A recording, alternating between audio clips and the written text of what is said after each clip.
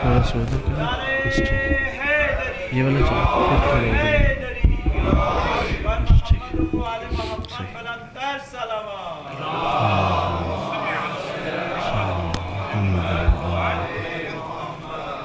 السلام علیکم ورحمۃ اللہ وبرکاتہ۔ ایک درود پڑھ لیجئے گا محمد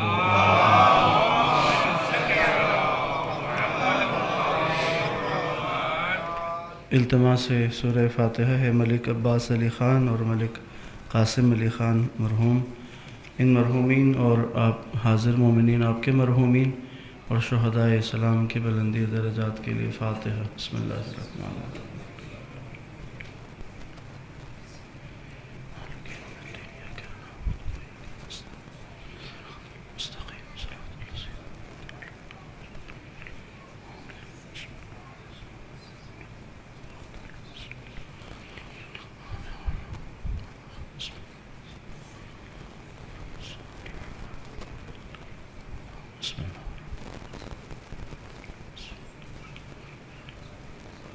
اور محمد وآل محمد صلوات اللہم صلی اللہ اعوذ باللہ من الشیطان الرجیم بسم اللہ الرحمن الرحیم الحمد للہ رب العالمین بارئ الخلائق اجمعین الذی لم یلد ولم یولد ولم یکن له کفوا احد الصلاة والسلام علی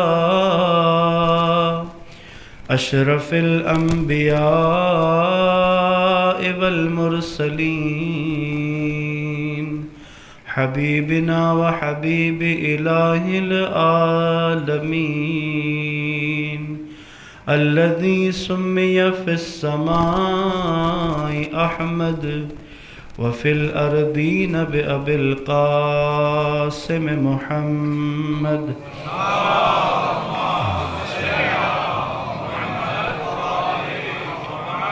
وعلى آلہ الطیبین الطاہرین المعصومین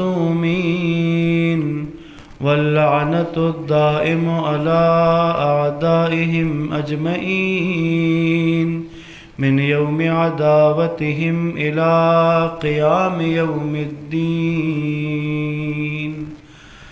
السلام علیک یا ابا عبداللہ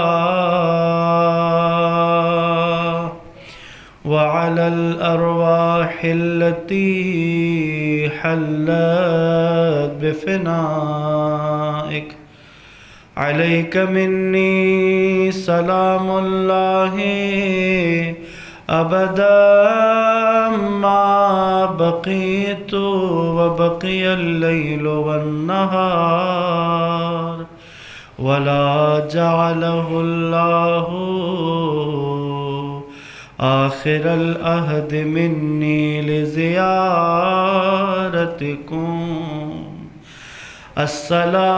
السلام على الحسين وعلى علي بن الحسين وعلى أولاد الحسين وعلى صحاب الحسين الذين بذلوا مهجهم دون الحسين عليه السلام صلوات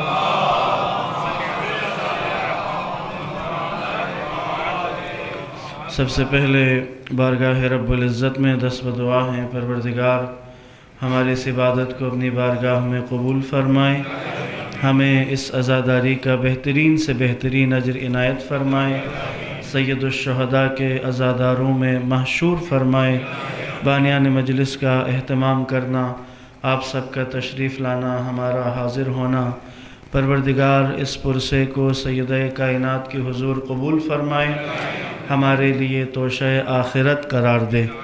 ایام عزا کی اس الوداعی مجلس میں ہمارے اس شریک ہونے کو پروردگار جتنا وقت فرش عزا پہ پچھلے 2 مہینے اور 8 دن 7 دن ہم نے گزارے، پروردگار امام حسین کی عزاداری کو ہم سے قبول فرمائے اور جنت کے دروازوں میں سے باب الحسین سے ہم سب کو جنت میں داخلہ نصیب فرمائے۔ اس دنیا میں مولا حسین کی زیارت اور آخرت میں ان کی شفاعت نصیب فرمائے۔ پروردگار اگلے برس پھر ایام عزا میں شامل ہونا، امام حسین کے غم میں فرش عزا پر بیٹھنا نصیب فرمائے۔ پروردگار فرش عزا سے سیکھی ہوئی تہذیب کے مطابق اپنی زندگیوں کو بسر کرنے کی توفیق عنایت فرمائے۔ قبولیت دعا و مجلس کے لیے مل کر درود پڑھے محمد و آل محمد۔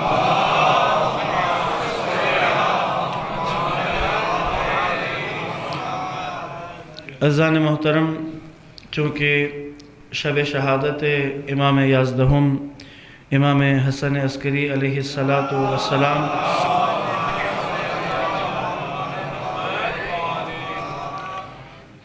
امام کے بارے میں، امام کی سیرت پر، امام کی تعلیمات پر 4 نکات آپ کی خدمت میں بیان کرنے کی خواہش ہے۔ اب ان 4 میں سے دامن وقت میں جتنی گنجائش ہوئی آپ کی خدمت میں عرائض کو پیش کروں گا انشاءاللہ۔ ایک درود پھر پڑھ لیں محمد و آل محمد۔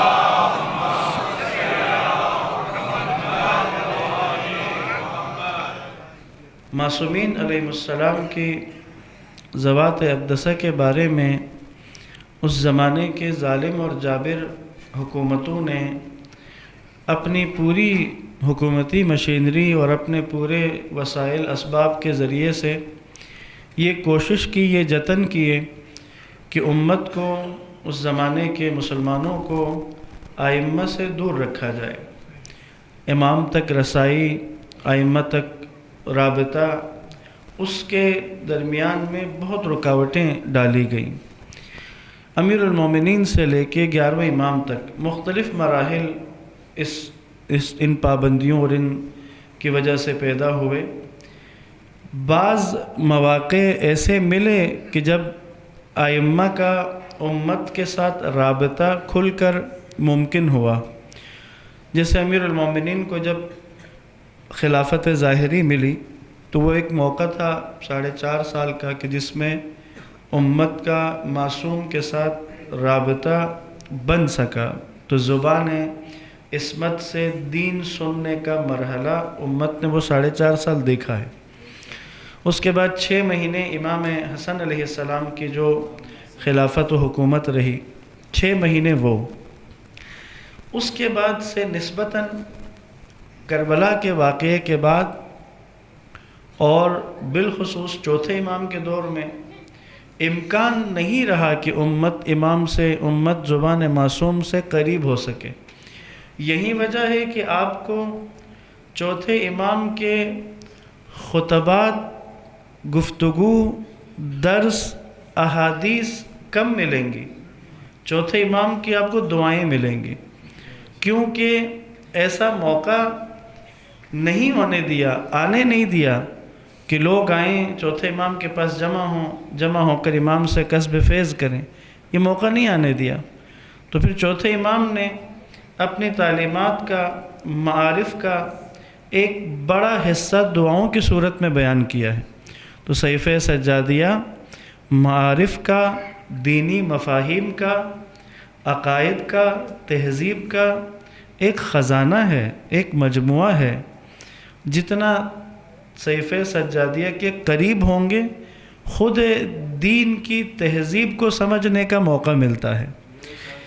5ویں اور 6ٹھے امام کا جو دور تھا، اس میں نسبتاً بنو عباس ہو، بنو امیہ کی حکومت کے حصول کے لیے جب بنو عباس نے وہ خروج کیا تو یہ دور ایسا تھا جس میں نسبتاً موقع ملا ائمہ کو بیان کرنے کا۔ لیکن اس موقع سے بھی عموم مردم استفادہ نہیں کر سکے، خواص نے استفادہ کیا. یعنی چھٹے امام کے سامنے، پانچویں امام کے سامنے شاگرد آ کے بیٹھے، خواص کا طبقہ آیا، آ کر ائمہ سے کسب فیض کیا اور جا کر اپنے علاقوں تک پیغام معصومین کو پہنچایا.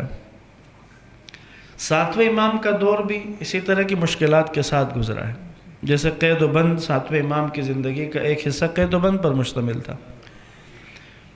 دوسری دفعہ یعنی پانچویں اور چھٹے امام کے بعد، یا اگر بلکہ تیسرا بنے گا، امیر المومنین امام حسن کی خلافت ظاہری والے حصے کو آپ سامنے رکھیں، تو تیسری دفعہ جو موقع ملا وہ سن 200 ہجری میں امام علی رضا علیہ السلام کا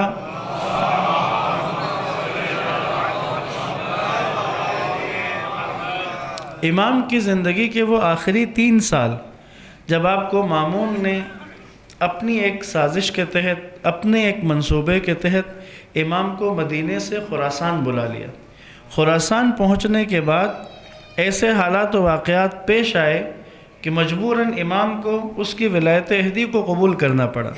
امام نے شرائط رکھ دی کہ بھئی اس ولایت عہدی میں میرا کوئی کردار نہیں ہوگا تمہارے حکومت کے کسی کام میں، نہ میں کسی کو کسی عہدے پر معین کروں گا، نہ کسی کو کسی عہدے سے ہٹاؤں گا، یعنی میرا کوئی عمل دخل تمہارے اس حکومتی معاملات میں نہیں ہوگا. اس شرط کے ساتھ امام کو قبول کرنا پڑا. لیکن اس سے جو فائدہ حاصل ہوا وہ یہ ہوا کہ اب چونکہ حکومت نے 8ویں امام کو ولی عہد کے طور پہ مقرر کیا ہے، تو وہ جو عوام کا معصوم کے ساتھ رابطے میں جو حکومتی رکاوٹ تھی وہ ختم ہو گئی، کیونکہ اب حکومت رکاوٹ نہیں ہے. بظاہر مامون کا بنایا ہوا منصوبہ اس کے اپنے سر پڑ گیا کہ اس نے تو یہ منصوبہ سوچا تھا کہ امام کو مدینے سے دور کرے گا، پھر امام کو حکومت کے عہدے پر لا کر عوام کے ذہنوں سے، لوگوں کے ذہنوں سے وہ جو تقدس کا، وہ جو امام کی شخصیت کا ایک اورا، ایک لوگوں کے ذہنوں میں ایک تقدس کا پورا ایک وجود، ایک چہرہ موجود ہے، اس کو ختم کرنا چاہ رہا تھا. لیکن یہ الٹا ہو گیا کہ امام کو موقع مل گیا کہ اب عوام کی زبان عصمت تک رسائی میں رکاوٹ ختم ہو گئی. نتیجہ کیا نکلا؟ اس کا نتیجہ یہ ہوا کہ اس 2.5 سال کے قلیل عرصے میں لوگوں کو امام کی حیثیت، امام کے مرتبے اور امام کی ضرورت کا احساس ہو گیا. کچھ علمی مواقع ایسے پیش آئے. مامون نے یہ بھی ایک منصوبہ تھا کہ وہ چاہ رہا تھا کہ امام رضا علیہ السلام کی علمی شکست کے ذریعے سے لوگوں کے ذہنوں میں، لوگوں کے دلوں میں امام کی شخصیت کا جو تعارف ہے اس کو متاثر کروائے. نصرانی عیسائیوں کے سب سے بڑے عالم کو بلا لیا، یہودیوں کے سب سے بڑے عالم کو بلا لیا، سائبین کے سب سے بڑے عالم کو بلا لیا اور مباحثہ کروایا. چاہتا اس کے ذہن میں یہ تھا کہ شاید امام اسلام کا، قرآن کا تو علم رکھتے ہیں لیکن توریت، زبور و انجیل کے بارے میں شاید علم نہیں رکھتے. اس نے یہ سوچا کہ اس مباحثے کا نتیجہ یہ نکلے گا کہ لوگوں کے دلوں سے امام کی شخصیت کا جو تعارف بیٹھا ہوا ہے اس کو متاثر کرے. لیکن یہ بھی الٹا ہو گیا.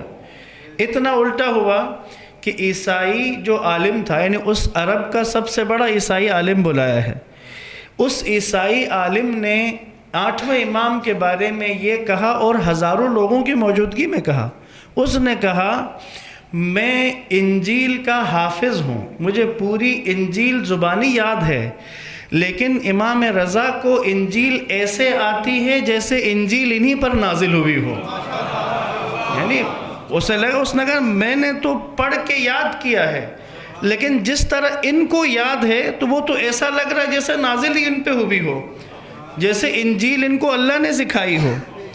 مامون سے اس نے جاتے ہوئے، اس عیسائی عالم نے مامون الرشید کو کہا کہ اے مامون، جو علم میں نے ان میں دیکھا ہے یہ علم کسی استاد کے پاس بیٹھ کر حاصل نہیں کیا جا سکتا ہے. یہ سوائے پروردگار کے خصوصی علم جو اللہ نے دیا ہوتا ہے اپنی حجتوں کو، یہ اس علم کا خزینہ ہے. نتیجہ کیا نکلا؟ اب 8ویں امام کے بعد آپ کے 3 امام گزرے ہیں، 9ویں امام، 10ویں امام، 11ویں امام۔ 9ویں امام کی شہادت ہوتی ہے 25 سال کی عمر میں، 10ویں امام کی شہادت ہو رہی ہے 42 سال کی عمر میں، 11ویں امام کی آج شب شہادت 28 برس کی عمر میں شہادت ہے۔ یعنی آپ اگر غور کریں تو یہ اگلے جو 3 امام ہیں ان کو شہید کرنے میں اتنی جلدی کیوں کی حکمرانوں نے؟ کیونکہ 8 امام کے اس آخری 3 سال کے عوامی تعارف کو دیکھ کے گھبرا گئے تھے۔ انہیں لگا کہ بھئی ان شخصیات کو اگر عوام کے درمیان میں، چونکہ وہ جو بیچ کی دیوار تھی جو حکمرانوں نے رکھی تھی وہ آخری اس امام رضا علیہ السلام کی ولایت عہدی کے عنوان کی وجہ سے وہ دیوار گر چکی ہے۔ اب شخصیت معصوم اس امت کے سامنے آ چکی ہے جس کے خطرے کو محسوس کر کے انہوں نے پھر ان 3 ائمہ کو زیادہ سختی میں رکھا ہے۔ اگر آپ غور کریں، امام حسن عسکری علیہ السلام آج شب شہادت ہے، امام حسن عسکری علیہ السلام نے اپنی زندگی کے 25 سال سامرہ میں گزارے ہیں، اور ان 25 سالوں میں امام سامرہ سے باہر نہیں گئے ہیں، حتیٰ حج پر جانے نہیں دیا ہے ان 25 سالوں کے اندر 11ویں امام کو۔ اس قدر پابندی، اس قدر پہرے، اس قدر لوگوں سے دور کرنے کے پیچھے مسئلہ کیا ہے؟ وہیں کیونکہ حکمرانوں نے دیکھا کہ اگر عوام الناس کو یہ ان کی شخصیت واضح طور پر نظر آئے گی، دکھے گی، تو پھر لوگ انہی کے سامنے جھکیں گے۔ اگر لوگوں کی ایک بڑی تعداد ان سے مربوط ہو جائے، ان کے سامنے جھک جائے، تو پھر ان ظالم حکمرانوں کے پاس حکومت کرنے کا کوئی آپشن بچتا ہی نہیں ہے۔ اسی لیے انہوں نے ان ائمہ کو 8ویں امام کے بعد، اور یہ بھی آپ شاید آپ کے علم میں ہو، ان 3 ائمہ کو مختلف عنوانات ہوتے ہیں نا، پکارنے کے اپنے اپنے جگہوں کے انداز مختلف ہوتے ہیں۔ جیسے گھر میں کسی کو کسی نام سے بلاتے ہیں، اور باہر دوستوں میں کوئی اور عنوان ہوتا ہے آواز دینے کا۔ ان تینوں ائمہ کو، 9ویں امام کو، 10ویں امام کو اور 11ویں امام کو، ان تینوں ائمہ کو سرکاری جو اس زمانے کی بنو عباس کی جو حکومت تھی، اس حکومت میں ان تینوں ائمہ کا جو آفیشل نام انہوں نے رکھا تھا بنو عباس کے حکمرانوں نے، وہ کیا تھا؟ وہ ان تینوں ائمہ کو امام رضا علیہ السلام کے نام سے بلاتے تھے کہ ابن الرضا تشریف لائے، یعنی امام رضا کا بیٹا آ رہا ہے۔ یعنی 9ویں امام کو بھی ابن الرضا کہتے تھے، 10ویں امام کو بھی ابن الرضا کہتے ہیں، 11ویں امام کو بھی ابن الرضا کہتے ہیں۔ یعنی سرکاری کھاتوں میں، بنو عباس کے کھاتوں میں ابن الرضا، اس کے پیچھے بھی وجہ تھی، کیونکہ حکمرانوں نے ابن الرضا رکھا تو بنو عباس نے امام رضا کے ہاتھوں جو شکست کھائی تھی وہ یاد تھی ان کو، اسی لیے ان کو ابناء اور رضا کہتے ہیں۔ یعنی کیا مطلب؟ یہ اسی امام رضا کے بیٹے ہیں جنہوں نے مامون کی بنائی ہوئی اس پلاننگ کو اسی کے سر پہ گرا دیا تھا۔ یعنی اس نے تو جو منصوبہ بنایا تھا کہ لوگوں کو امام سے دور کرے گا، لیکن جب عید فطر کی نماز کا وقت آیا اور مامون نے سوچا کہ کوئی فائدہ اٹھائے اس سے، امام چونکہ ولی عہد ہیں اور ولی عہد ہونے کے باوجود وہ کسی بھی ایکٹیویٹی میں نہیں آتے، اس نے ایک سوچا کہ امام سے کہوں کہ میری جگہ عید کی نماز آپ پڑھائیں، اور ادھر سے اپنی حکومتی مشینری کو سرگرم کیا کہ بنو عباس کے جتنے بھی وفادار ہیں ان تک میسج دے دو کہ عید کی نماز پڑھنے نہ جائیں، کیونکہ مامون نہیں پڑھا رہا، امام رضا پڑھا رہے ہیں۔ پلاننگ کیا ہے کہ امام جب نماز کے لیے جائیں گے 2-3 صفیں ہوں گی تو سب لوگوں کو پتہ چلے گا کہ بھئی مامون کے چاہنے والے زیادہ ہیں، امام رضا کے چاہنے والے کم ہیں۔ یہ منصوبہ تھا اس کا۔ نتیجہ کیا نکلا ہے؟ امام رضا علیہ السلام نے اس کام کو قبول کر لیا۔ جب قبول کیا تو امام کے اپنے بعض ساتھیوں میں سے چند گھبرا بھی گئے، انہوں نے کہا مولا اس کا منصوبہ ہے، وہ چاہتا ہے کہ اس ذریعے سے یہ ثابت کروا دے کہ بھئی یہاں آپ کے ماننے والے یا آپ سے محبت کرنے والے کم ہیں۔ امام رضا علیہ السلام نے کہا مطمئن رہو، ہماری محبت لوگوں کے دلوں میں ڈالنے والی ذات پروردگار کی ہے، خدا نے لوگوں کے دلوں میں ہماری محبت ڈالی ہوئی ہے۔ کہا یہ مطمئن رہو کہ مامون جیسوں کے بس میں نہیں ہے کہ لوگوں کے دل سے ہماری محبت کو نکال دیں۔ نتیجہ کیا نکلا؟ عید کا دن ابھی آیا نہیں ہے، عید آنے میں ابھی 2 دن باقی ہیں۔ خراسان سے سینکڑوں کلومیٹر دور دور سے قافلے خراسان میں آنا شروع ہو گئے ہیں، یعنی جتنی جگہوں تک خبر پہنچی ہے لوگ اپنے گھروں سے نکل پڑے ہیں۔ ہزاروں کی تعداد میں اتنا بڑا مجمع خراسان میں جمع ہو گیا کہ حکومت گھبرا گئی، مامون گھبرا گیا، اور مامون کے وزیر اعظم نے اس کو کہا اگر ان لوگوں کے درمیان میں جا کے انہوں نے نماز پڑھا دی، اور ظاہر ہے علی کے بیٹے کا نماز پڑھانا اور ہارون کے بیٹے کے نماز پڑھانے میں بڑا فرق ہوگا، لوگوں کو پتہ ہوتا ہے، یقین کریں لوگ سمجھ جاتے ہیں۔ یہی وجہ تھی کہ جب امیر المؤمنین نے خلافت ظاہری کے آنے کے بعد مدینے کی مسجد میں پہلی نماز امیر المؤمنین نے پڑھائی، نماز ختم ہونے کے بعد اقتدا کرنے والے یہ کہنے لگے ایسی نماز اس سے پہلے نبی کی اقتدا میں پڑھی تھی ہم۔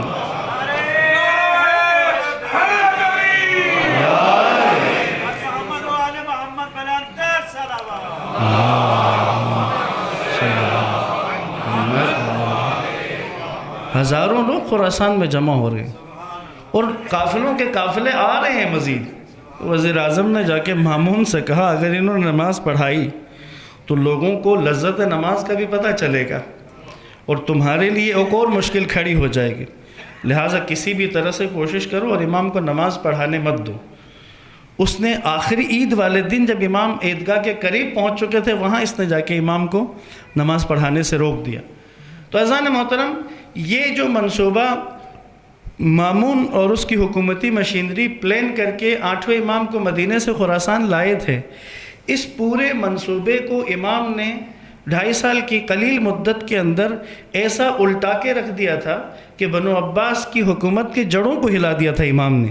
یہی وجہ تھی کہ باقی 3 ائمہ کو بنو عباس کی حکومت کے کھاتوں میں یا بلانے میں، آواز دینے میں، باقی ائمہ کو ان کے نام کے بجائے 8ویں امام کے نام سے آواز دیتے تھے کہ ابن الرضا آ رہے ہیں۔ اس میں ایک پہلو ہوتا تھا کہ جیسے وہ احترام اور محبت اور عقیدت کی وجہ سے کہہ رہے ہیں، لیکن دوسرا وہ اپنوں کو میسج دے رہے ہوتے تھے بنو عباس کو کہ ان سے خبردار رہنا، یہ رضا کے فرزندان ہیں، یعنی جو انہوں نے کیا تھا تمہارے ساتھ، تمہاری جڑیں ہلا کے رکھ دی تھی اس قلیل مدت کے اندر، تمہارے ہر منصوبے کو تمہارے ہی سر پہ گرا دیا تھا، یہ اسی کے فرزندان ہیں، اسی لیے ان 3 ائمہ کو ابن الرضا کہتے ہیں۔ اب آپ کو یہ بات واضح ہو جائے، میں یہ تمہید اس لیے باندھی تاکہ یہ موضوع سمجھ میں آئے کیا وجہ ہے کہ 9ویں 10ویں 11ویں امام آپ کو مدینے میں نہیں عراق میں مل رہے ہیں۔ 9ویں امام کاظمین میں وہاں تشریف فرما ہے اور 10ویں اور 11ویں امام سامرہ میں ہیں، تو یہ یہاں آنے کے پیچھے، مدینہ سے دور کرنے کے پیچھے وجہ کیا ہے؟ ائمہ کو عوام سے دور رکھنا ہے۔ پھر یہ جو سامرہ ہے یہ ان کا کینٹ تھا، ان کی چھاونی تھی بنیادی طور پہ، لیکن بنو عباس کے فوجیوں میں، لشکر میں ترک فوجیوں کی تعداد بڑھ گئی اور ترک فوجیوں کے لیے بغداد کی آب و ہوا راس نہیں آتی تھی، اس لیے ترک فوج کے ایک بڑے حصے کو سامرہ میں رکھا تھا کیونکہ یہاں کی آب و ہوا ان کو سوٹ کرتی تھی۔ نتیجہ کیا نکلا؟ خطرہ پیدا ہوا کہ ان کی تعداد بہت زیادہ ہے، ممکن ہے کہ یہ بغاوت کر لیں، کوئی خروج کریں، اس لیے انہوں نے، بنو عباس کے بڑے بوڑھوں نے یہ فیصلہ کیا کہ کیپٹل کو، دارالخلافہ کو بغداد سے اٹھا کے سامرہ شفٹ کر دیا جائے۔ تو انہوں نے پھر کچھ عرصے کے لیے یہ بغداد سے اپنے کیپٹل کو اٹھا کے سامرہ شفٹ کر دیا، اور اسی دوران میں 10ویں امام کو مدینہ سے سامرہ بلوایا۔ تو 11ویں امام کی عمر اس وقت 3 برس تھی جب آپ مدینے سے اپنے بابا کے ساتھ یہاں آئے ہیں۔ اس کے بعد سے 11ویں امام سامرہ میں ہی رہے، یعنی ظاہری طور پہ سوائے معجزانہ امام نے چند سفر کیے ہیں، اس کے علاوہ ظاہری اسباب سفر کے عنوان سے امام کو سامرہ سے باہر نہیں جانے دیا ہے، یعنی گویا ایک دفعہ قید زندان کی ہوتی ہے، ایک دفعہ گھر کا نظر بند ہونا ہوتا ہے، ایک دفعہ شہر کو ہی زندان بنا دے کوئی۔ 11ویں امام کے ساتھ یہ ہوا ہے، ہم 25 برس اسی شہر میں اور انتہائی نگرانی میں، انتہائی پابندیوں میں زندگی گزاری ہے۔ اب اس طرح کی نگرانی میں اب آپ سوچیں، اب 11ویں امام کے کارناموں میں سے ایک کارنامہ، دوسرا نقطہ اگر عرض کروں، ایک سب سے اہم، سب سے مہم کام کیا تھا؟ وہ تھا امام زمان کی حفاظت کرنا۔ اچھا، حفاظت تو پھر بھی ہو جائے گی، لیکن 11ویں امام کو صرف حفاظت نہیں کرنی تھی، بلکہ اس حفاظت کے ساتھ تعارف بھی کروانا ہے۔ آپ اندازہ کریں بھئی 12ویں امام کا تعارف بھی کروانا ہے۔ کس کو تعارف کروانا ہے؟ پوری شیعہ کمیونٹی کو۔ 11ویں امام کے دور میں شیعہ ایک پوری منظم قوم کے طور پہ، ملت کے طور پہ، مذہب کے طور پہ تیار ہو چکی تھی، اور اس وقت کی سلطنت کے بعض علاقوں میں اکثریتی آبادی تھی شیعوں کی، شیعہ اکٹھے رہتے تھے، بعض علاقے ایسے تھے جہاں پہ آپ کو امام کی بعض احادیث سے سمجھ میں آتی ہے کہ بھئی ایسا لگ رہا ہے کہ شیعوں کے پاس ان کاموں کو کرنے کا موقع آ گیا ہے، ورنہ ایک زمانہ تو شیعوں کے پاس یہ تھا کہ وہ تقیے میں تھے، خود کو ظاہر بھی نہیں کرتے تھے، لیکن 11ویں امام کی بعض احادیث سے پتہ چلتا ہے کہ بھئی اس زمانے میں، 11ویں امام کے زمانے میں شیعوں کے پاس یہ موقع آ چکا تھا، یا شیعہ اس مرحلے تک پہنچ گئے تھے کہ امام علیہ السلام نے اس طرح کے احکامات شیعوں کو دیے ہوئے ہیں۔ طول سلطنت میں پھیلی ہوئی شیعہ آبادیاں جن کا فاصلہ سینکڑوں ہزاروں کلومیٹر بنتا ہے، 2600 کلومیٹر کے فاصلے پہ شیعہ کمیونٹی آباد ہے، کسی مقام پہ 2000 کلومیٹر پہ آباد ہے، 1500 کلومیٹر پہ آباد ہے، یعنی فاصلہ بہت زیادہ ہے۔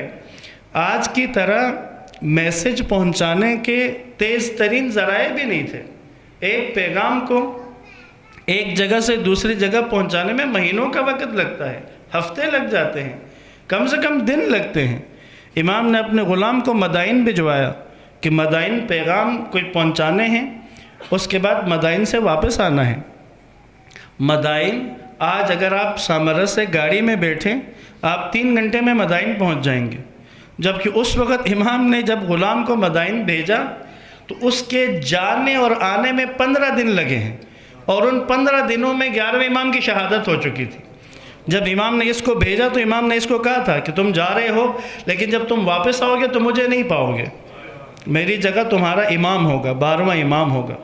اس نے کہا مولا پھر امام کو کیسے پہچانوں؟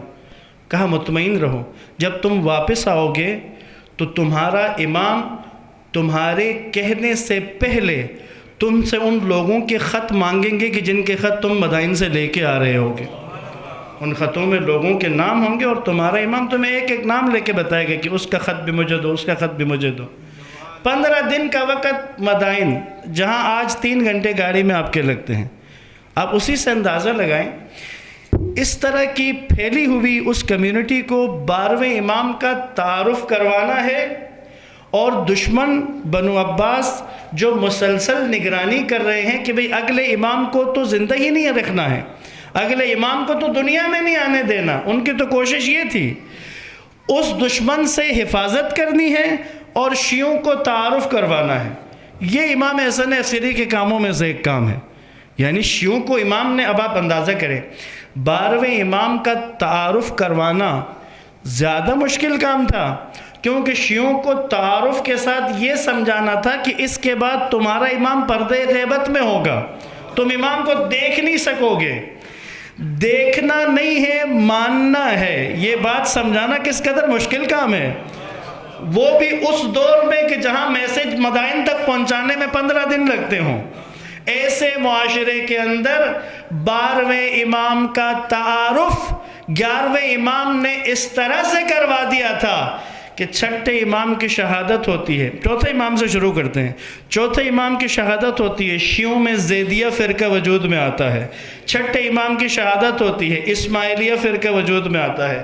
7ویں امام کی شہادت ہوتی ہے، فتحیہ وجود میں آ جاتا ہے، اور فرقے وجود میں آ رہے ہیں۔ لیکن 11ویں امام کی شہادت ہوئی ہے تمام شیعہ 12ویں امام کی امامت اور غیبت پر اکٹھے ہو چکے تھے. کسی جگہ سے کوئی انحراف نہیں ہوا ہے، کوئی نیا فرقہ وجود میں نہیں آیا ہے. یعنی 11 امامی کوئی فرقہ آپ کو نہیں ملے گا. اثنا عشری تو یہ 11ویں امام کے معجزات میں سے ایک ہے. اس قدر سخت پابند. آپ سوچیں، آپ جہاں گھر میں خدمت کرنے والے بھی حکومت کے جاسوس ہوں، جہاں گھر کے اندر نوکرانی، صفائی کرنے والی، باہر سے چیز لے کے آنے والا، گھر کے دروازے پہ دربان، اس لیول تک لوگ حکومت کے جاسوس موجود ہوں، اس طرح کی صورتحال میں امام کی حفاظت بھی کریں گے اور پھر اس امام کا تعارف بھی شیعوں کو کروا کے جائیں گے، تاکہ 11ویں امام کی شہادت کے بعد اگلا فرقہ وجود میں نہ آئے. نہیں آیا اگلا فرقہ وجود میں. یہ کام اس فضا کے اندر کیا ہے. اچھا، کتنے عرصے میں یہ کام کیا ہے 11ویں امام نے؟ امامت کا دورانیہ 12 اماموں میں سے سب سے کم دورانیہ 11ویں امام کے 6 سال. 6 سال کی امامت کا دورانیہ. اس 6 سال کے اندر جو امام نے کام انجام دیے ہیں، یقین کیجئے یہ بہت بڑا موضوع ہے.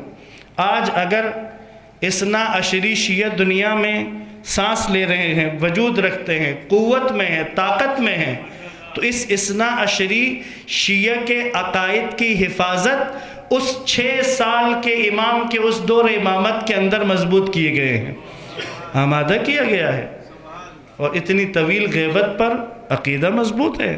تو یہ امام حسن عسکری علیہ السلام کی گئی محنت ہے. مل کے صلوات پڑھے محمد و آل محمد.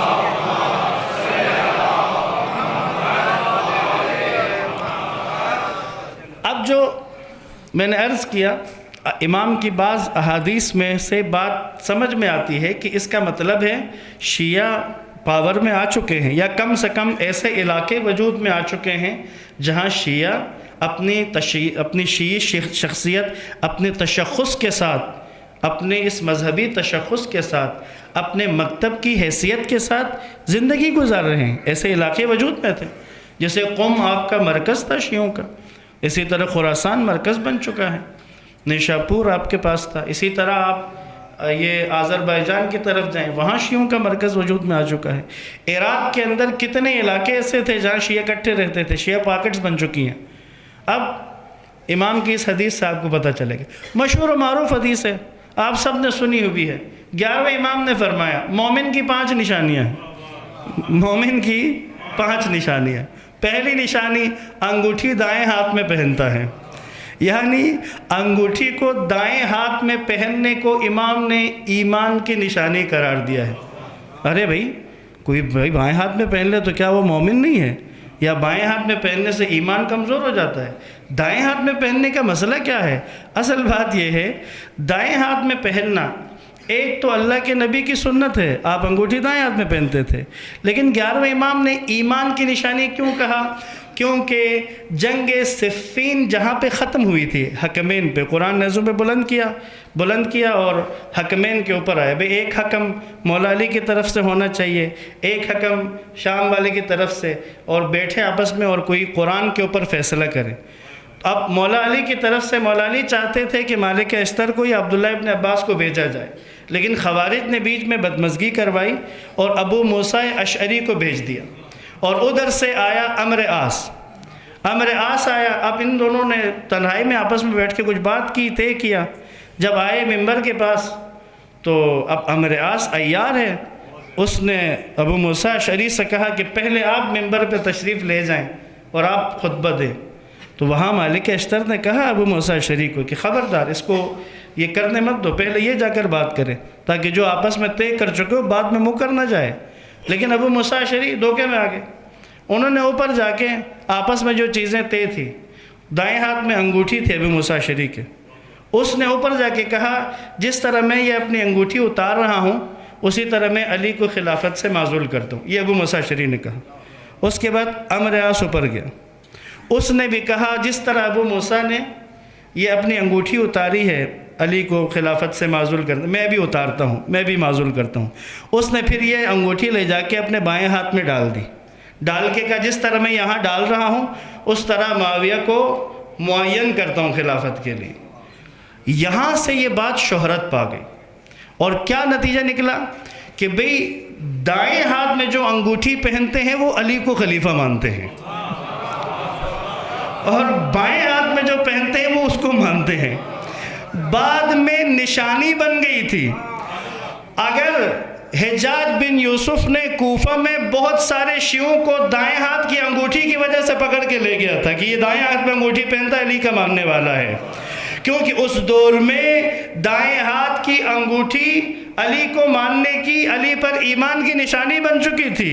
اب 11ویں امام نے اپنے دور میں اعلان کر دیا کہ بھئی اب دور تقیہ نہیں رہا ہے، اب تمہیں چاہیے کہ دائیں ہاتھ میں انگوٹھی پہنو اور اظہار کرو کہ تم علی کے ماننے والے ہو، تم ایمان رکھتے ہو۔ تو بس یہ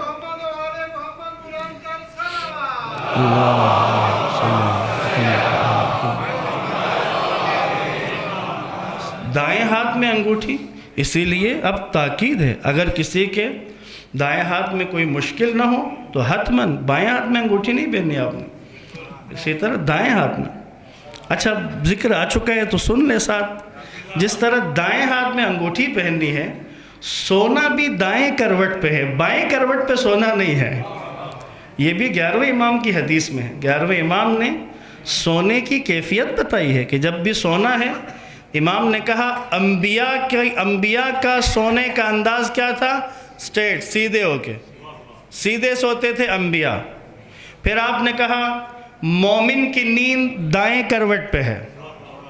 پھر فرمایا منافق کی نیند بائیں کروٹ پہ ہے۔ اب سب سے خطرناک ہمارے آج کے دور کا مسئلہ، میں نے جب بھی یہ سنا ہے جوانوں میں، جوان بڑے پریشان ہوئے، اور یہ ہے حدیث میں نے چند کتابوں میں دیکھی ہے، خود پڑھی ہے۔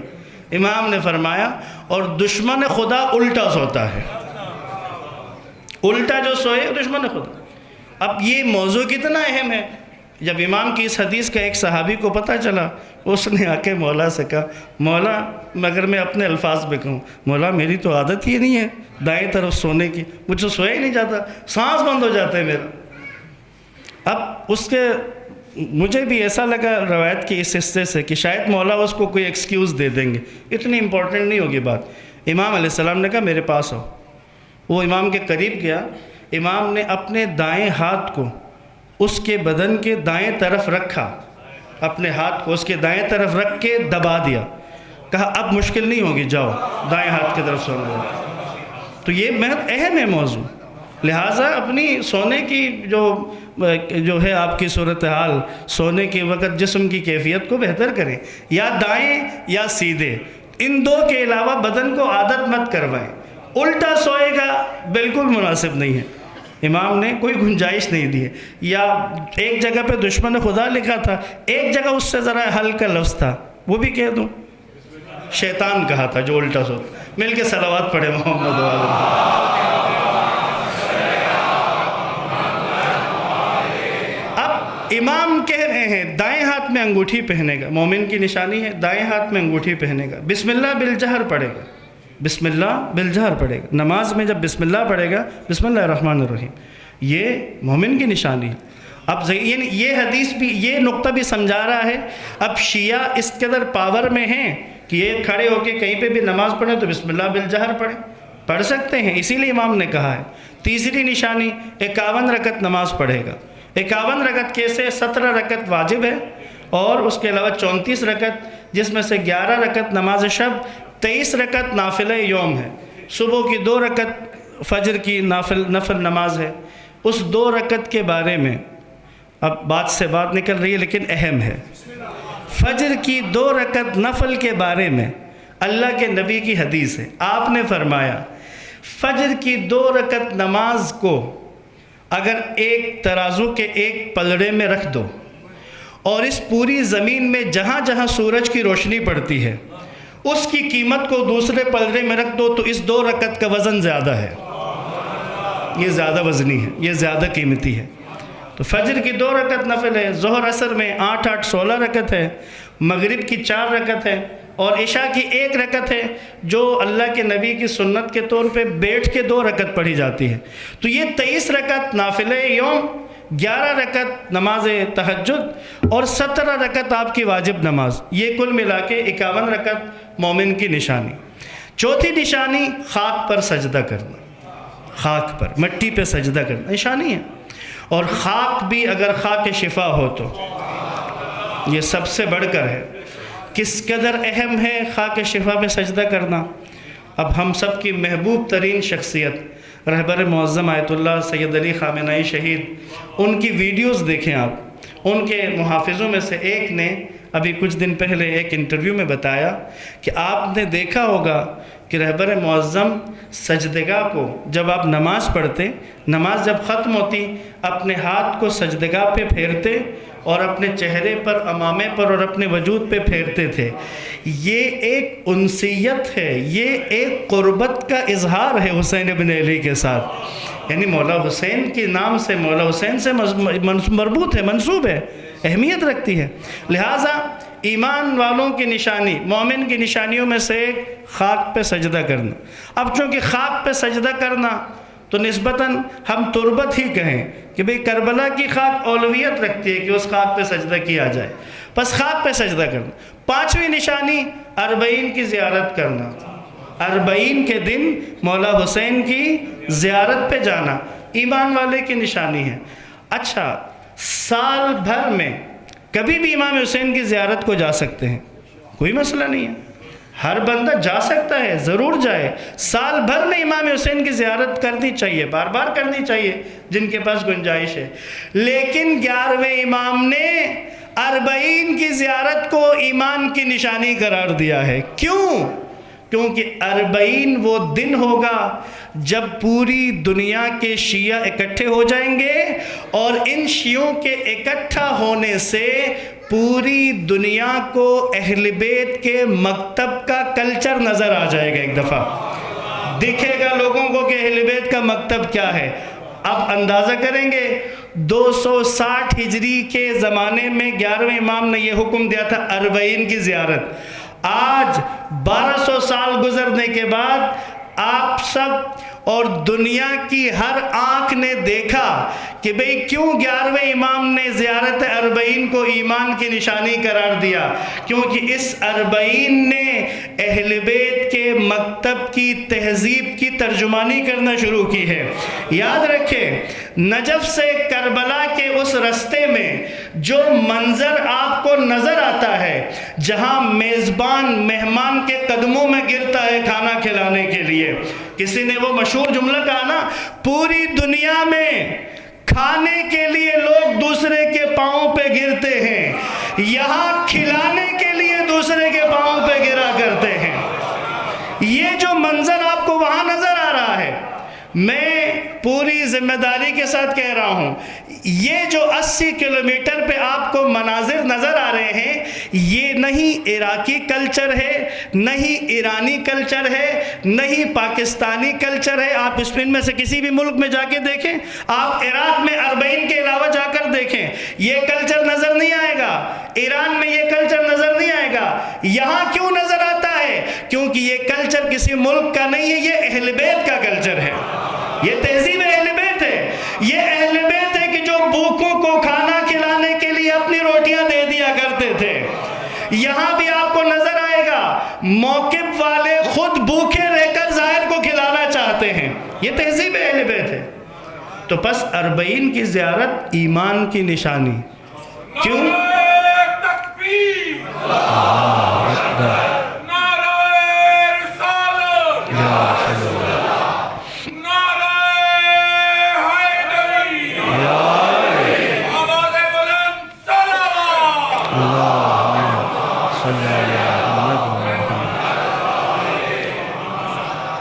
اربعین ایمان کی نشانی.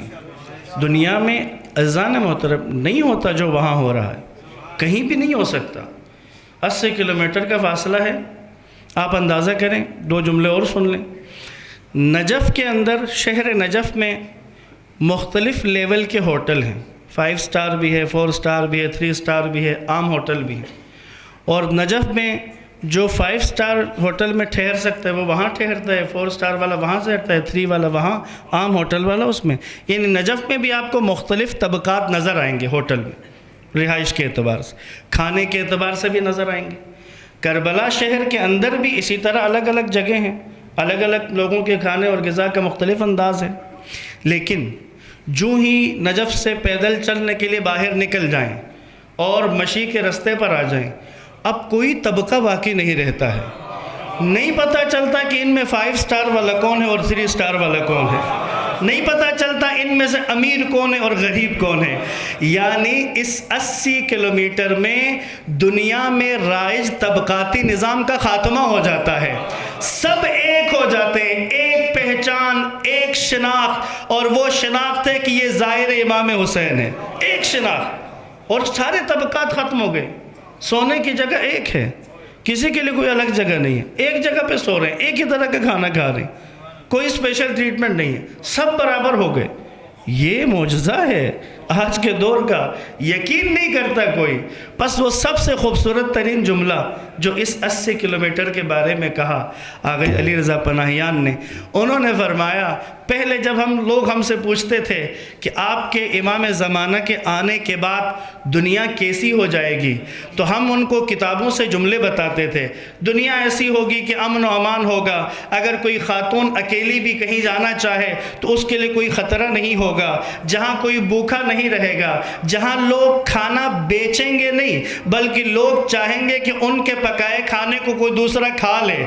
آپ فرماتے ہیں کہ بھئی پہلے ہم کتابوں سے مختلف جملے کہتے تھے، کہتے ہیں اب اگر کوئی مجھ سے پوچھے آپ کے امام زمانہ کے ظہور کے بعد دنیا میں کیا ہوگا، تو میں اس سے صرف اتنا کہتا ہوں 40 کے موقع پہ عراق جاؤ، نجف سے کربلا پیدل چل کے دیکھو.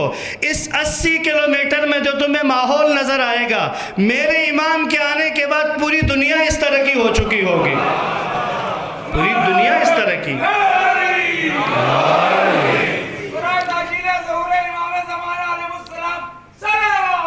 اللہم صلی علی محمد و آل محمد. عزیزان محترم، تو بس یہ 5 نشانیاں جو امام نے بیان کی ہیں. اب ان 5 نشانیوں کے حصول کی کوشش بہت ضروری ہے، کیونکہ ظاہری طور پہ موجود آخری امام تھے 11ویں امام.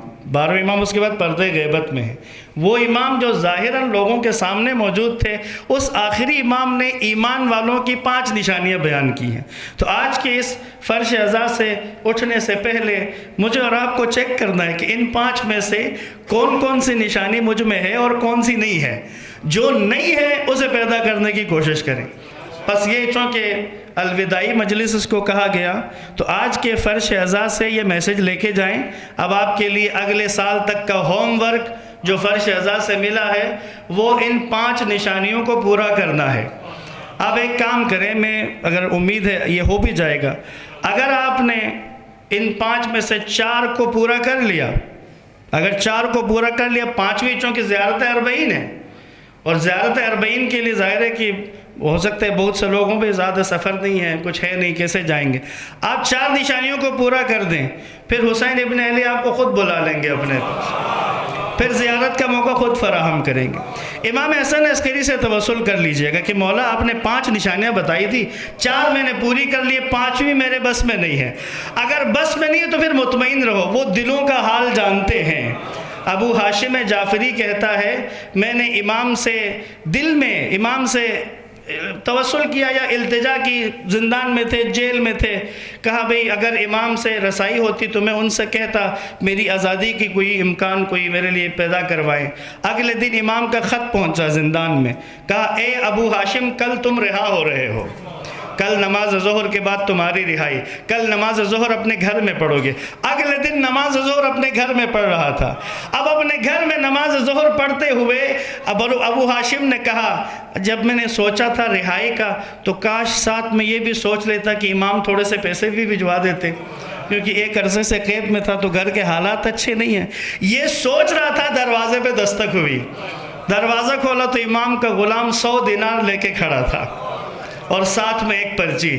100 دینار لیے پرچی کھولی تو 11ویں امام نے کہا تھا اے ابو ہاشم میں تمہارا امام ہوں، مجھ سے مانگنے میں شرم نہ کیا کرو، جو چیز تمہیں چاہیے ہو، کوئی حاجت تو مجھ سے کہو، میں امام ہوں تمہارا۔ عزیزان محترم، 5 نشانیاں، 4 پوری کرو، 5 امام حسن عسکری سے مانگ لو، آپ دیکھیں گے انشاءاللہ اگلے سال ہم سب 40 پہ وہاں پر ہوں گے انشاءاللہ۔ مل کے صلوات پڑھیں محمد و آل محمد۔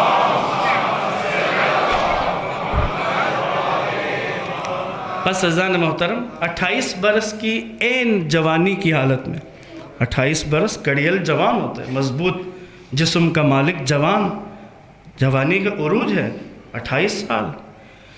اس ایج میں امام کو جب زہر دیا ہے، امام کا غلام بتاتا ہے ایسا زہر تھا کہ تدریجاً امام موت کی طرف گئے ہیں، تدریجاً۔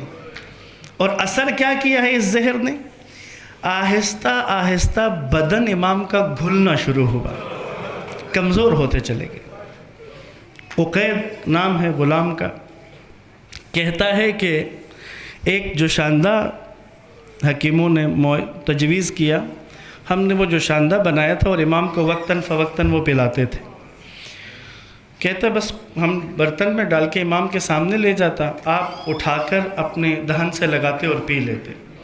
یہ آج کی رات، یہ جو رات ہے، کہتے اس رات کے وقت میں وہ جو شاندہ لے کے امام کو دیا، اندازہ کریں 28 سال کا جوان، ایک کوزے کا وزن کتنا ہوگا؟ عقید کہتا ہے میں نے دیکھا امام نے اس کو اٹھانا چاہا لیکن اٹھا نہیں سکے، اس قدر نقاہت اور کمزوری آ گئی تھی۔ اب غلام کہتا ہے میں انتظار کر رہا تھا، جرت نہیں ہو رہی تھی کہ خود آگے بڑھ کے اٹھا کے مولا کو پلاؤں، انتظار کر رہا تھا کہ اگر امام حکم دیں گے تو میں آگے بڑھ کے مدد کروں گا۔ کہتے ہیں امام نے مجھے نہیں کہا، مجھ سے کہا عقید ذرا ساتھ والے حجرے میں میرا فرزند ہے، اسے بلا کے لاؤ، بیٹے کو بلا کے لاؤ۔ عقید گیا، 5 برس کے ہیں امام زمانہ، جا کر پیغام دیا، کہا آقا آپ کے بابا آپ کو یاد کر رہے ہیں۔ عقید کہتا ہے میں نے دیکھا کہ جب امام زمان تشریف لائے تو کہتے ہیں امام نے جو 11ویں امام نے پکارا، کہا آؤ اے آل محمد کی امید، آؤ تشریف لاؤ۔ جب قریب جا کے بیٹھے، باپ کو اپنے گلے سے لگایا ہے، بابا کی پیشانی کا بوسہ لیا ہے اور اپنی گود میں باپ کو رکھا ہے۔ اب غلام کہتا ہے امام نے مجھے نہیں کہا تھا، کہتے لیکن اپنے بیٹے سے کہا بیٹے اب تمہارے بابا میں اتنی قوت باقی نہیں ہے کہ یہ کوزہ اٹھا کے اپنے منہ سے لگا سکے، ذرا یہ دوا مجھے خود پلا دو۔ عزادارہ نے مولا اٹھا کے امام نے دہن سے لگا دیا۔ بس یہ آخری شب تھی حسن عسکری کی اپنے گھر میں، لیکن عزاداروں منظر کیا ہے؟ گود میں، اپنے بیٹے کی گود میں امام عسکری کا سر مبارک ہے۔ اس حالت میں اس دنیا سے امام عسکری گئے ہیں کہ سر اپنے فرزند کی گود میں تھا۔ اب وہ جو چھٹے امام نے جو تاکید کی وہ کیا کی ہے؟ ہمارے مصائب بھی اگر عزاداروں کو سناؤ تو اس مصائب کے دوران بھی سب کے ذہنوں کو کربلا کی طرف موڑ دیا گیا۔ عزاداران مولا، آج شاید اگر کل کوئی مجلس کہیں پہ سننے کا موقع نہ ملا تو ایام عزا کی آخری مجلس ہے۔ اب میں یہ جملہ کہوں، امام عسکری کا سر آخری وقت میں بیٹے کی گود میں تھا۔ باپ کے دل کو ایک تسکین ہوتی ہے کہ فرزند کی گود میں سر ہے، لیکن عزاداران مولا، آئمہ میں سے میرا مولا حسین ہے، آخری وقت تھا اور حسین خیام کی طرف دیکھ رہے ہیں، مولا سجاد غشی کے عالم میں ہے، مشیت پروردگار حفاظت امامت کے لیے سجاد حالت غشی میں۔ لیکن یہاں اب جملہ عرض کرو، سادات موجود ہے تو مجھے معاف کر دے، مقتل کا جملہ ہے، جس وقت ذوالجناح کی زین سے مولا زمین پر آئے تھے۔ اب وہ جملہ سخت ہے لیکن ایام عزا کی آخری مجلس ہے نا، سن لو عزاداروں، آپ کی یہ بلند ہوتی صدائیں انشاءاللہ ایام عزا کے اگلے سال کے ایام عزا نصیب کروائیں۔ جس وقت امام ذوالجناح کی زین سے زمین پر آئے، جو روایت مقتل میں وہ کیا ہے، کیا کیا حسین ابن علی نے؟ اپنے ان زخمی ہاتھوں سے کربلا کی مٹی کو جمع کرنا شروع کیا۔ کیوں ایسا کیا تھا؟ کیونکہ بدن کے تیروں نے حسین کے جسم کو زمین پر لگنے نہیں دیا تھا، مٹی جمع کر کے اپنا سر اس مٹی پہ رکھ دیا ہے۔ آخری وقت میں خاک کربلا پہ حسین کا سر ہے۔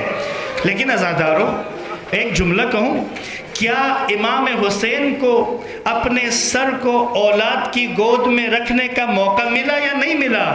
ملا، ایک دفعہ ملا۔ کہاں ملا؟ شام کے زندان میں ملا ہے۔ اجرکم اللہ، شام کے زندان میں ملا ہے۔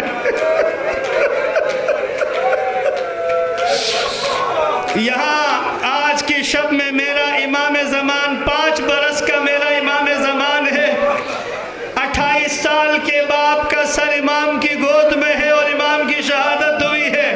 لیکن اے مولا امام زمان، جب امام عسکری کا سر آپ کی گود میں تھا تو ان کے بدن پر کوئی زخم نہیں تھا، سر بدن کے ساتھ تھا، لیکن زندان شام حسین کی 4 سال کی یتیمہ بابا کو یاد کر کے فریاد کر رہی تھی، تشت میں حسین کا سر لا کر رکھ دیا۔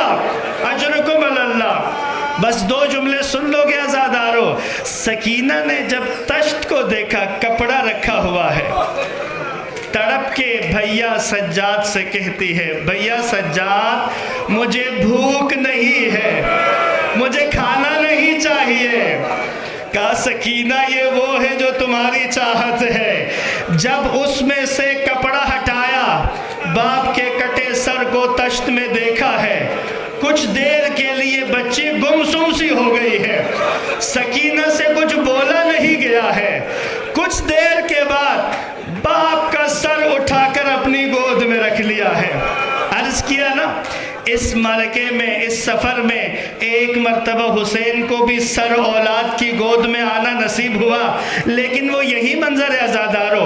4 سال کی بچی نے بابا کا سر گود میں رکھ کے چند جملے کے، پہلا جملہ کلیجہ چیر دے عزادار کا، کیا کہا؟ بابا بیٹی کا نصیب دیکھیے، ایک وہ زمانہ تھا جب میں آپ کی گود میں بیٹھا کرتی تھی، بابا آج آپ کا کٹا سر میری گود میں۔ اجرکم اللہ۔ بس 2 جملے سنو گے عزادارو، باپ کے سر کو مخاطب کر کے چند بیان کیے ہیں۔ پہلا جملہ کہا، بابا کس نے آپ کے سر کو بدن سے الگ کر دیا؟ بابا کس نے مجھے یتیم بنا دیا؟ عزادارو، بعض جملے علماء فرماتے ہیں، کیا کیا عموماً ہوتا ہے نا، چھوٹے بچوں کو کبھی کسی سفر سے واپسی پر اپنا بہت محبوب کوئی نظر آئے تو سفر کا حال سناتے ہیں، ہم وہاں گئے تھے، ہم نے یہ کیا ہے، ہم نے یہ کھایا، ہم ایسے گھومے، ہم ایسے پھرے۔ باپ کا سر سامنے آیا، سکینہ نے بھی سفر کا حال بتانا شروع کیا۔ بابا جب سے آپ گئے ہو کسی نے سکینہ کہہ کر نہیں بلایا ہے، بیٹی کہہ کر نہیں بلایا ہے، بابا یتیمہ کہہ کر بلاتے ہیں۔ اجرکم اللہ۔ پس عزاداران مولا، باپ کے سر کو سینے سے لگا کر روتی رہی، یہاں تک کہ بچی خاموش ہو گئی۔ جناب زینب کبریٰ نے بیویوں سے کہا، اے بیویوں اپنی آوازوں کو روک لو، سکینہ بڑی مشکل سے سوئی ہے۔ آخری جملہ اس مجلس کا، مصائب کا آخری جملہ، اور آپ کی زحمت تمام ایام عزا کی الوداعی مجلس، نہیں معلوم میں زندہ رہوں نہ رہوں، یہ میرا آخری جملہ مولا حسین کی خدمت میں۔ عزاداران مولا، سکینہ سو گئی ہے، بی بی کہہ رہی ہے، بیویوں آوازیں بلند نہ کرو۔ جناب رباب نے ہاتھ جوڑ کے بی بی زینب سے کہا، اے شہزادی، سکینہ اس حال میں کبھی سوئی نہیں ہے، آپ اجازت دیں تو ذرا گود میں لے لوں۔ اجازت دی ہے، رباب آگے بڑھی ہے، عزادارو رباب نے سکینہ کو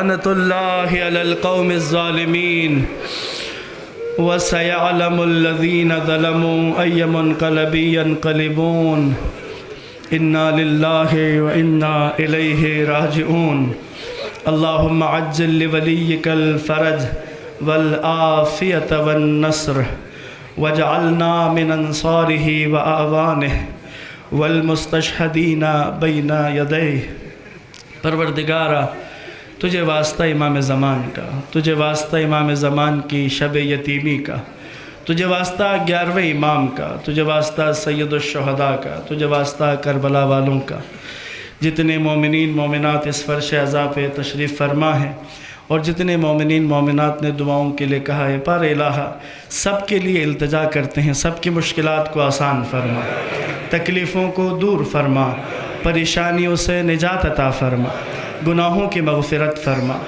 بار الہ ان میں سے جو مریض ہیں انہیں شفائے کامل و عاجل نصیب فرما، جو بے اولاد ہیں انہیں اولاد عطا فرما، اولاد نرینہ کے لیے دعا کی درخواست کی گئی ہے، پروردگارہ جو اولاد نرینہ نہیں رکھتے انہیں فرزند صالح عطا فرما، جنہیں تو نے اولاد دی ہے ان کی بہترین تربیت کی توفیق عنایت فرما، پروردگارہ مقروض جو ہیں ان کے قرض ادا فرما، جو بے گناہ اسیر ہیں ان کو رہائی نصیب فرما، بار الہ رزق میں وسعت و آمدن میں اضافہ فرما، ہم سب پر رحم فرما، اس دنیا میں مولا حسین کی زیارت اور آخرت میں ان کی شفاعت نصیب فرما، پروردگارہ مولا امام زمان کے ظہور میں تعجیل فرما، ہمیں مولا کے آوان و انصار میں شامل ہونے کی توفیق عنایت فرما، رہبر معظم آیت اللہ مجتبیٰ خامنہئی کی حفاظت فرما، آیت اللہ سیستانی و دیگر مراجع کو صحت و سلامتی عطا فرما، اس جاری معرکہ رزم میں ایران اسلامی فتح مبین عطا فرما، اس خطے سے امریکی تسلط کا خاتمہ فرما، پروردگارہ حاضرین کی تمام تر نیک شرعی حاجات کو پورا فرما، بار الہ ایام عزا میں سید الشہداء کی عزاداری جو ٹوٹی پھوٹی ہم کر سکے بار الہ اس کو اپنی بارگاہ میں قبول فرما، سیدہ کائنات کو ہم سے راضی و خوشنود فرما، ربنا تقبل منا انکا انت السمیع العلیم وتب علینا انکا انت التواب الرحیم بفضلک ورحمتک یا ارحم الراحمین۔ آپ حاضر مومنین، جملہ مومنین مومنات، مرحومین شہداء اسلام اور مرحوم ملک عباس علی خان اور ملک قاسم علی خان کو شامل کر کے ایک سورہ فاتحہ 3 دفعہ سورہ توحید کی التماس۔